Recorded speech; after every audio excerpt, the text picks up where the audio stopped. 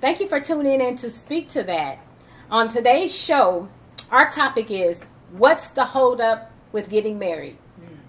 Okay, so today we have Pastor Eric Hawthorne, who is the senior pastor at the Daystar Deliverance Ministry. And then we have Pastor James Harris, who's a senior pastor at Fresh Oil Ministries. And then, last but not least, we have Antonio Drake, who is a Christian hip-hop artist. Right. And he is an actor. So we just want to say welcome to Speak to That. Thank you.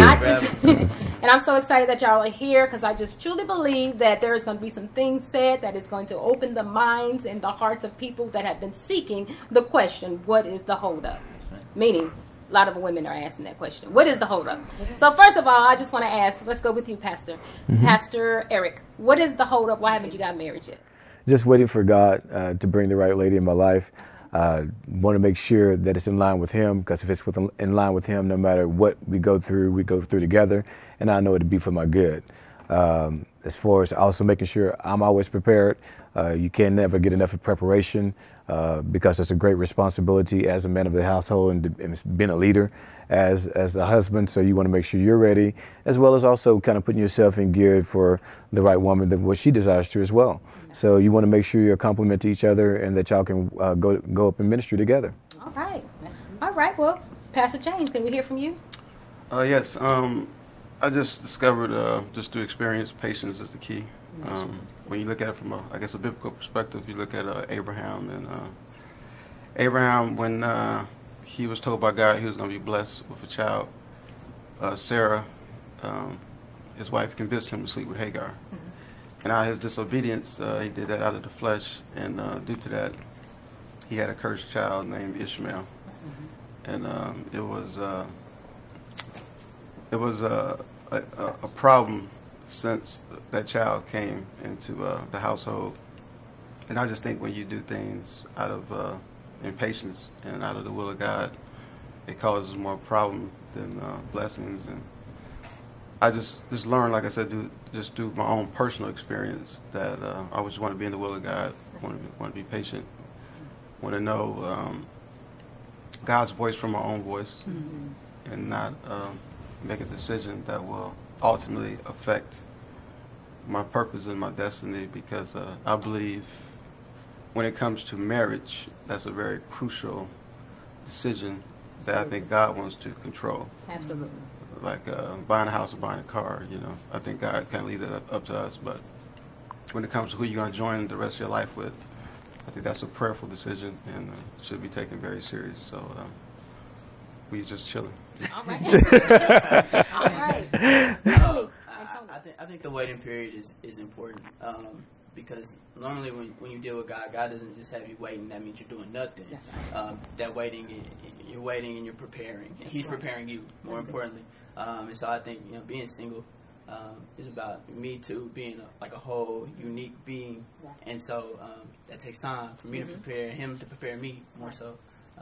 And then I could be ready for what He has. Right. All right. Good. Okay, so I have a question. So what do you have to offer? What do you have to offer your future wife? What is it that you have to offer? Not everybody at the same time. What anybody has to offer? Because I know y'all have something to offer. Well, go ahead. I was just gonna say, one, I think just being transparent. Being open in that sense, but most importantly, just being a man of God, and striving to be that leader that He has me to be. I think that would be my most significant and best asset, I guess. Yeah. Okay. Good. Pastor Harris. Yeah, just to piggyback on what he's saying, just being a covering, a spiritual leader, provider, a servant of Christ.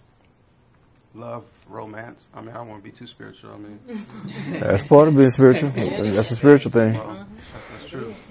But yeah, just more importantly, above anything, I thank God, because I think once you have God, everything pretty much works together. That's the foundation. Absolutely. Okay, now Pastor Eric, bring it home. I would just say, I'm a genuine person. I'm very honest, straightforward. Have nothing to hide. Not trying to look good or anything like that. You get what you see.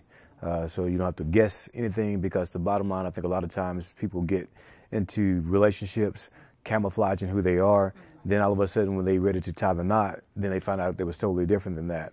So I think the quicker that people are able to be genuine and just act who they are all the time, it's like if you go on a date, it's like take the the expectations out of the game and just go and have fun. Be who you are, like you was at a family reunion per se. With your family, just act like who you are. So then if we do really happen to be right for each other and I fall in love with that, then I know I'm falling in love with who you are and not something else. So I myself try to make sure I'm always genuine at all times and just let people see who I am. They can ask me anything that they want to, and I'm not going to give them no cute, politically correct answer. I'm gonna give you exactly what I believe. And if you really love me, desire to get to know me better, then we'll go forward from there. Okay. So I want to go back here. So you're waiting. So you're being patient and waiting on the Lord, right? To show you your wife, right? Okay. So if that's something that we're doing, and in the process of waiting, then in that time you can figure out, what do I want in my wife? Meaning your desire. So if you have one desire, what is the desire that you want in your future wife? Myself is just her to have a great love for God. Okay. If I know she loves God more than anything on earth, then I know that we can make it, no matter what happens, because it takes commitment to really make a marriage. And there's not going to be no utopia marriage. It's not going to be perfect marriage. You work and you deal with one another, you learn one another, you grow together in love. And so if you're not careful, then you'll let your flesh get the best of you when you're not getting what you want. Stop doing what brought you together and what formed the union together. That you'll stop doing that, and then there's no love given. There's no good given, no kindness given in exchange. So therefore, the more she's genuine and she loves God, then I know the rest will take care of itself. We'll be praying together, and what we can't see happening right then, we know in the future God will bring it together like it's supposed to be. Okay. Pastor James, what is that one desire? Of course, there's many things, qualities you want her to have, but what is that one desire that you want?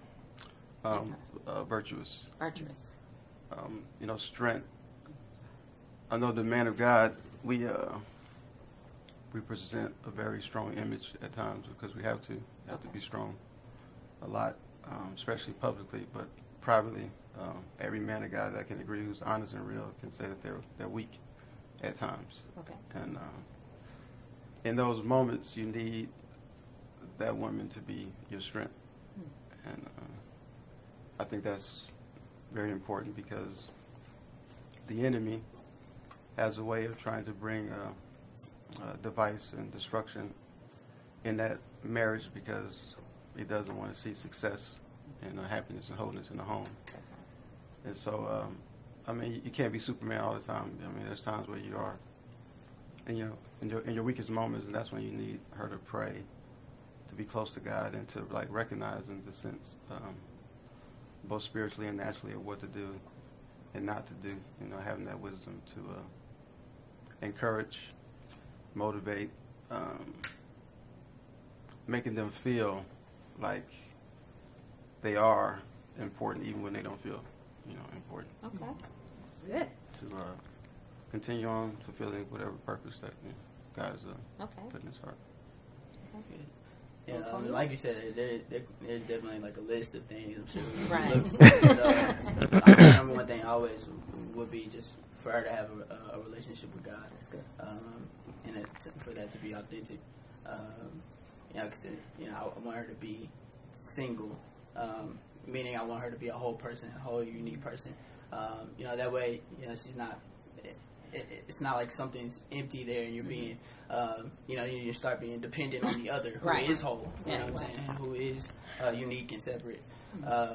And so I think that's most important to me. She's single, whole being. Right. That's good. Okay. So I'm gonna go here, right here. Go ahead. So, on social media, this questions will ask: if you are not preparing to be married, we ask the question, then what's the holdup? And I'm gonna give you a statement that we received. A statement was made that too many women are in love with the idea of marriage, of being married, and actually not ready for marriage. Do you agree with this statement? I can definitely say I see that a lot, especially in this particular culture and society today.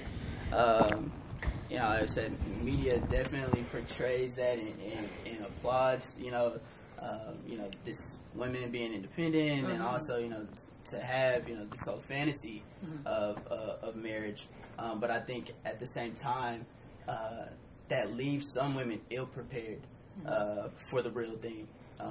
You know, so we'll focus on the fantasy part and the ideal part of everything, but nobody actually puts forth the training or the insight for the women and men, you know, to just to be prepared for the real thing. Well, I think this is a good time, a good spot. We can get Tony to do some freestyle. So you freestyle, we do something real quick. Relationship, on the spot? waiting, or just something. You know, it's in there. It's in there. I just saw you do it before. Just something real quick. You set it up, brother. Nah, you put me on the spot. I think if I got something for a relationship. Yeah, it's just, you know, waiting or whatever. You know. Come back to me. I had something for you by the end. Okay. Definitely. Okay, so Pastor Harris, you want to answer that question? Yeah, I think male and female, they are in love with the notion of marriage, but obviously, just with anything in life, once you find out the reality of things and you discover that, you know, it actually requires work, effort, in order for it to be a successful, beautiful thing that God has purpose for it to be. A lot of people, like my dear friend was saying, the sacrifice, it becomes questionable of who is willing to give up, you know, 50-50. Right. It's more like, you know, 20, 40, and so forth and so on. But the scripture says a man must please his wife, as well as a wife must do the things that is pleasing to her husband. So I think it requires both parties understanding, you know, right. the sacrifice and the commitment. So yeah, like my my grandparents used to say, marriage is more than a notion. It definitely requires work. But you right about that? All right, Pastor. Yes, I think it definitely is a myth, especially on the lady side, more on the men, because men don't typically look at marriage until they get a little bit older. Whereas women, that's all they taught as a kid, as a baby girl, playing with dolls and, oh, I want to get married. You got your boy beads and all that kind of stuff there, and forming a family already that's kind of like naturally in their heart, so to speak. And then, of course, all the beautiful movies out there that just got you infatuated. Like, wow, I can't wait till I walk down the aisle. I want to get married, and so on and so forth. So, but they don't really look at all the what it really takes to make a marriage. And that's where it's very important for both the man and the woman to definitely research the Bible and see what the attributes that it takes on both the man's side as the woman's side before you say, I'm ready to, I do. Because it's supposed to be a lifelong commitment. And if you're not really properly prepared and spiritually and naturally, then you'll wake up to basically a bomb getting ready to take place. So Antonio, we back at you. Speak to that. So I'll speak to love. Okay. Love is patient. Never is it boastful. Love is also kind and it's gentle. Very sentimental, but never is it weak. It's known to hold its own. Love is strong and unique. See, never does it speak out falsely about its neighbor, but it's able to lift them up according to the gifts that God has gave them. Love saves them from the depths of sin. All the wrongs is gone and then presents the opportunity for them to come and hurt again. Our God's the Son of Man, and love's past what we long to see. If all of us were blind, we could still find our God's integrity. That's how we're supposed to be, created in His image, so His light won't show our shadows, but reflect our new beginnings. There's no time for reminiscing about the times when we were wild. Jesus pulled you out the crowd and said it's time to settle down. I didn't think that I was ready. God said, let's get married now. All I had to say was yes, and can't express how blessed my life is. Ooh, all right. That's it. I'm on my list. All right. Wow. Okay, first of all, just want to thank you all for coming out. I appreciate you. Thanks for the information you gave us. Welcome. But I just have one question before we end the segment. So by y'all both being pastors, so what was it that made you guys come out and decide to do this segment with us, to speak about this topic about what's the holdup of marriage? I think a lot of people, singles, are kind of misled in what they desire and don't know the proper things that they need. Okay. And so therefore, nothing about trying to broadcast my singleness at all, but basically to kind of inform them so they can have the right way of going about finding a wife or finding a husband, however that may be. Okay. So that's the main reason why I chose to be on the show. Absolutely. Okay. All right. Well, then again, we just want to say thank you again for coming on to Speak to That, where we give hope to the hopeless, help to the helpless, and faith to the faithless.